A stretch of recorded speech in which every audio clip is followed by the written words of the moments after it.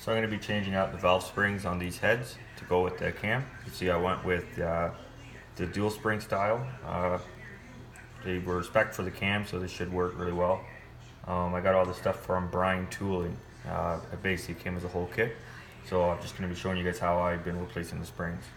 I made this little tool, actually makes it a lot easier for replacing them. It just utilizes one of the bolt holes right here. You just simply bolt it in and tighten it up, and they should be able to get the keepers out.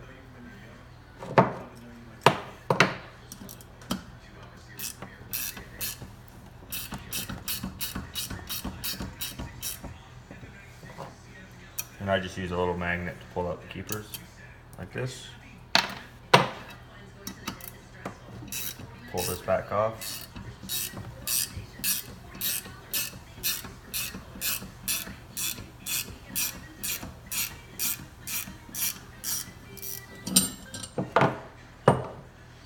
See the springs off? You can see the difference between the two springs, right? The dual spring versus the stock spring. So this is supposed to give you better stability at the top end.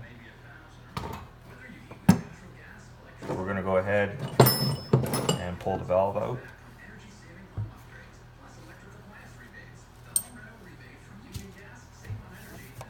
And we're going to go ahead and pull the seal out, just replace them while we're already in here.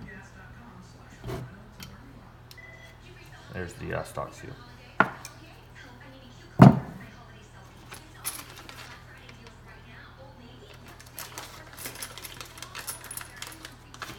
So put a new one on.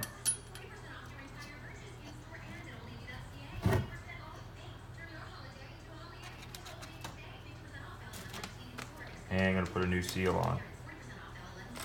Now that was a brown. There's brown and black depending on exhaust and the intake. And you can see here that one I took off as a brown. This is a brown as well. So just make sure you put them back on the right side. I've seen guys online doing it, and it seems to be working for me. What we do is you just line it up, take a 12 mil socket, put it on top, and you just tap it in until it seats. You can basically feel when it stops because it'll just hit bottom, and then that'll be it.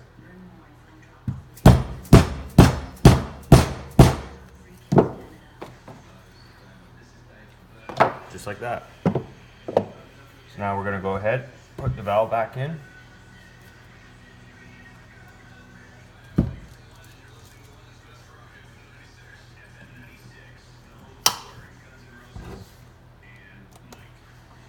New spring.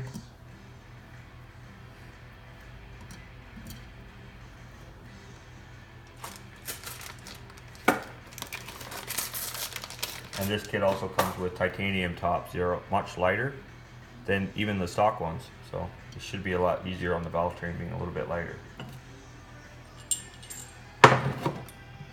Now with these two, these springs are a little longer, so I had to go with a longer bolt. But same principle, it just lines up, bolts in.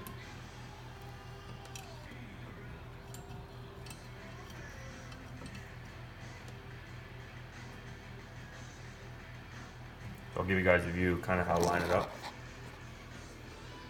See how that works? You can see the valve in there, and then it just bolts in like that. I just using the socket as a spacer because I couldn't find a long enough or the proper length bolt.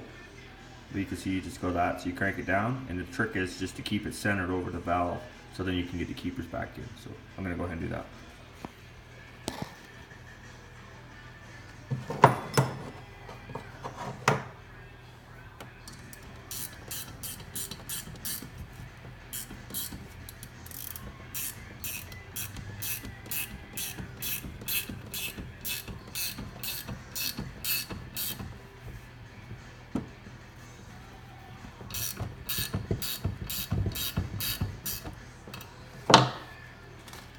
This is probably the trickiest part, is just putting the keepers in. Sometimes you might have to go down with the spring just a little bit, just to get it in.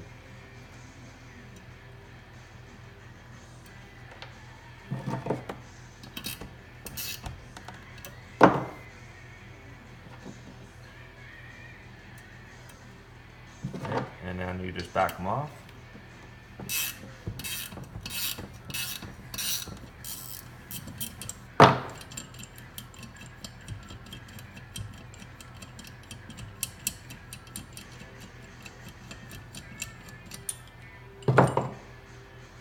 basically, you can see we got the new one on, the new valve springs with the titanium top and the keepers.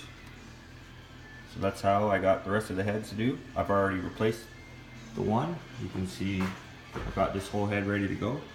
So basically I'm just going to be waiting for the truncheon kit to come in, and I'm going to be replacing the needle bearings for a full truncheon kit, and I'll make a video on how you guys do that. So it should be a pretty simple install. You just press these out, press the new ones in, and it's supposed to give your take away that failure point that one of the needle bearings could end up going, and then it'll shoot it through the motor. So I'm going to go ahead and replace these two while I'm doing head work, and like I said, I'll do a video of that too when I go to install. So you can see I still got lots of parts that eventually be going back on. Just giving you maybe an update on the motor here. The last couple days, you can see now I've got the valley tray in. All the new lifters and trays are all put in. Knock sensors are back in, and I've actually installed the cam and the new timing gear and the Mille oil pump. You can see too now I actually have the oil pan off. I needed to do that to access. There's a screw down here that holds the pickup, and to do that, so I'm just waiting for the oil pan gaskets to come in. I'm going to go ahead and do that. I've actually got underdrive, a 25% underdrive pulley coming in, a harmonic balancer for here. So what I've done is I just left these bolts just loose. They're just on here, and I'm ordering one of the tools, and it's like a $40 tool through Summit. And then basically when you put the balancer on, it'll just thread in and center itself into this seal to make sure that there's not going to be any leaks. And then I can go ahead and tighten all these down to 18 foot-pounds. So I'll do a little video of that too, using the tool and how to install that properly. Like I said, I'm going with the underdrive kit, so hopefully it'll be here within the week. I've already ordered it, so just gotta take a couple days for it to ship in. But I just thought I'd give you guys a heads up. If you guys liked the video, give it a thumbs up, and stay tuned for the next one.